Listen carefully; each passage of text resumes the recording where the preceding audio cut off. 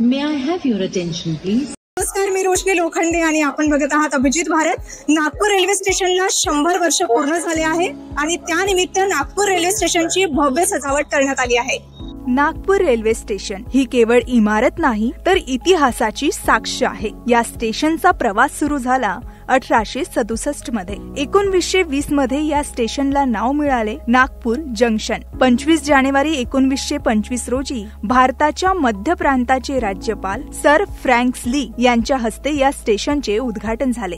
नागपूर स्टेशनवर दररोज 283 गाड्या येतात, ज्यामधून 18,000हून अधिक प्रवासी प्रवास करतात. ही भव्य इमारत लाल दगडांनी बांधलेली आहे, जे सावनेर येथून आणण्यात आले. उंच कमानी, सुबक कोरीव काम आणि गॉथिक मुघल स्थापत्य शैलीचा सुरेख संगम या इमारतीत पाहायला मिळतो. नागपूर स्थानक केवळ रेल्वे वाहतुकीचे केंद्र नव्हते, तर भारताच्या स्वातंत्र्य संग्रामाचेही साक्षीदार होते. 1920 मध्ये असहकार चळवळी दरम्यान महात्मा गांधी यांचे येथे आगमन झाले होते. आजही हे स्थानक तेवढेच महत्वाचे आहे. नागपूरचे स्थान भारताच्या मध्यभागी 0 माईलवर असल्यामुळे हे स्टेशन देशाच्या सर्व भागांशी जोडण्याच्या मार्गावर आहे. आता या स्थानकाचे आधुनिकीकरण होत आहे. एक ऐतिहासिक वास्तू जी भविष्यातील स्मार्ट स्टेशन मध्ये रूपांतरित होत आहे. 100 वर्षांचा प्रवास पूर्ण करून ही वास्तू आजही तितकीच भव्य आणि तितकीच प्रेरणादायी आहे.